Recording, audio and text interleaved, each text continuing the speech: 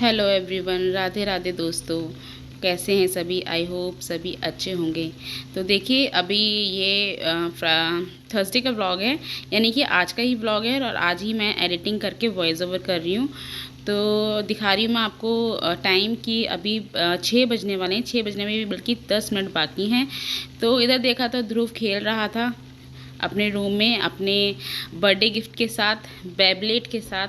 और ये है मेरे चीकू मीकू, और ये बहुत छोटे छोटे से हैं। ये फ़िलहाल अभी 1 महीने के हैं।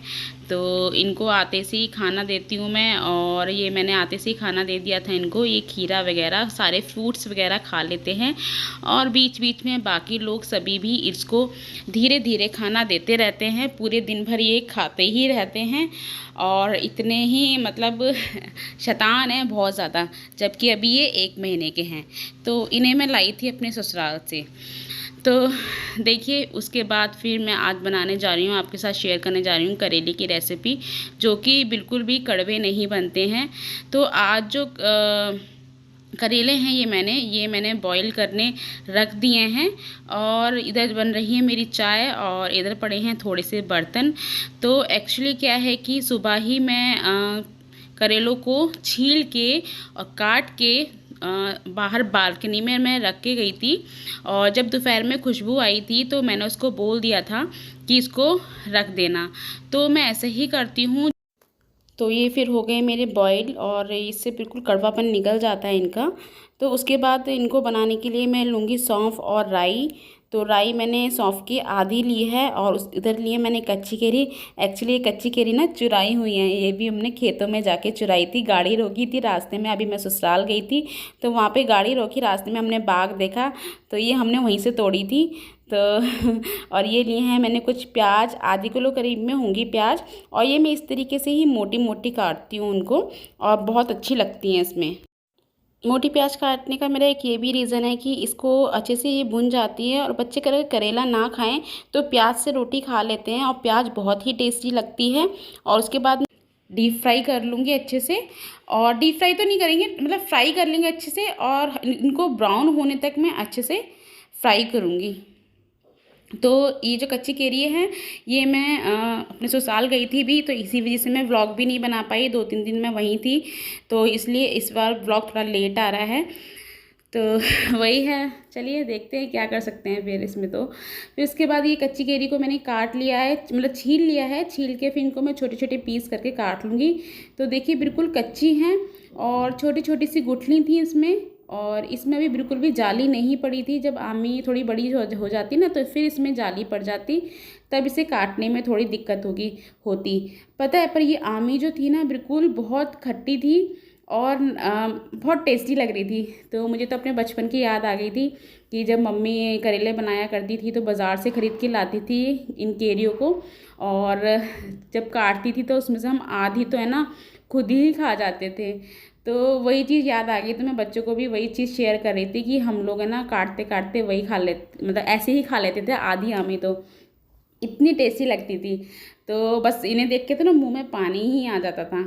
तो वही मैं बता रही थी, तो बच्चे कह रहे हैं कि हम भी खाएंगे, तो उन्होंने भी खाई थोड़ी सी।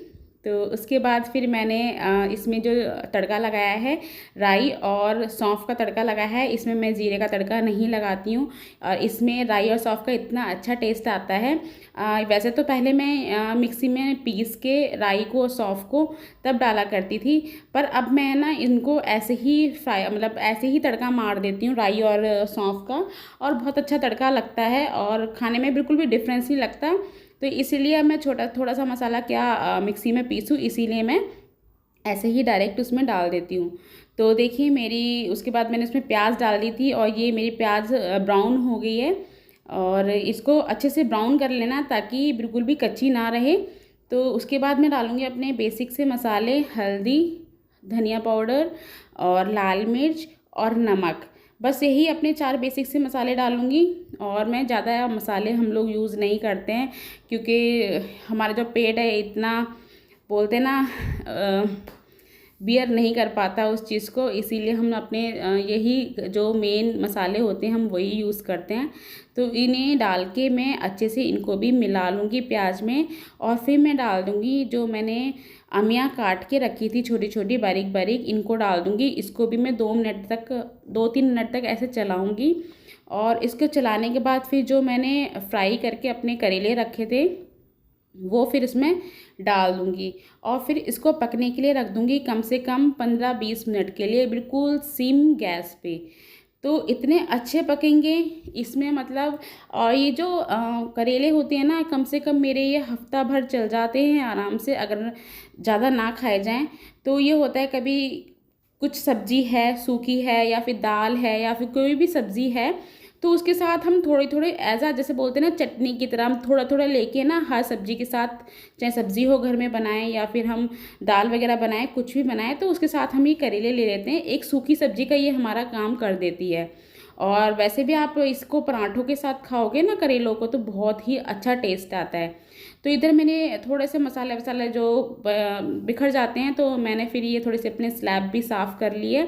तो मेरी ये बहुत गंदी आदत है, क्योंकि जब तक मेरे को मुझे अपनी मतलब अपनी बॉटम जो टॉप बॉटम है इसका क्लीन नहीं लगता, तब तक मुझे काम करने में मज़ा नहीं आता है किचन में। तो मैं अपनी किचन को पोंछती रहती हूँ। तो ये है मेरी एक बहुत किचन जो है मेरी हमेशा इसीलिए चमकती रहती है। तो उसके बाद बच्चे बोले थे कि मैंगो शेक बना दो। तो देखिए आजकल गर्मी हो गई है और ये वाले मैंगो भी बहुत ज़्यादा आ रहे हैं मार्केट में, तो खाने में इतने अच्छे नहीं लगते जितने इनका मैंगो शेक अच्छा लगता है। हालांकि मेरे बच्चे खाने के लिए भी मांगते हैं, उनको ये खाने के लिए भी पसंद है। तो मैं जो अभी ये फ़र्स्ट टाइम लेके आई, तो ये मैं फ़र्स्ट टाइम ही बना रही हूँ इस बार मैंगो शेक। तो थोड़ा सा दूध मेरा फ्रिज में बचा था ठंडा, और अभी फिर थोड़ा सा मैं गर्म दूध था, मतलब हल्का गुनगुना था दोपहर में ही, मतलब ये बॉईल कर दिया था खुशबू ने, तो थोड़ा सा वो ऐड करूँगी। और एक पूरी आमी है, मतलब आम है ये पूरा बड़ा सा, और हम 4 लोग हैं, हम 4 लोग के लिए इनफ रहता है। और इसमें 4-5 मैं क्यूब्स डालूँगी अपने बर्फ़ के, आइस के। तो ये देखिए ये जो आइस है ना, आइस ट्रे जो है, ये भी कुछ दिन पहले ही मैं विशाल मेगा मार्ट से ख़रीद के लाई थी। बहुत बड़े बड़े क्यूब इसमें जमते हैं, मतलब मुझे बहुत अच्छे लगे, और काफ़ी सारे मतलब इसमें जम जाते हैं। तो एक बार जमा दो और खूब बड़े बड़े क्यूब्स होते हैं, तो मुझे बहुत अच्छी लगी। तो देखिए उसके बाद फिर मैं उनको मिक्सी में ग्राइंड कर लूँगी। इसमें मैंने चीनी ऐड की है और दूध है और मैंगो है। तो ये बन गया है मेरा मैंगो शेक, बन के हो गया तैयार। तो पहले मैं इसको थोड़ा सा छोटी सी जो ग्लेसियर रखी है इसमें मैं लगाऊंगी। तो पहले मैं करूँगी छोटी सी ग्लेसिया में, और ये दे दूँगी मैं खुशबू को भोग लगाने के लिए, क्योंकि हमारे कान्हा जी को भी आजकल गर्मी बहुत ज़्यादा लगने लगी है, तो उनको भी ठंडा ठंडा देना चाहिए ना। तो फिर उसके बाद मैं फिर करूँगी बच्चों के लिए और अपने लिए और हस्बैंड के लिए। तो ये देखिए मैंने कर लिया है, आ जाइए आप लोग भी पी लीजिए। हालांकि सब पी रहे होंगे इस टाइम पे, ये वाले मैंगो बहुत ज़्यादा आ रहे हैं मार्केट में, तो आई थिंक सभी ने मैंगो शेक तो पी लिया होगा। तो यही कुछ दिन होते हैं जैसे मैंगो शेक बहुत अच्छा लगता है।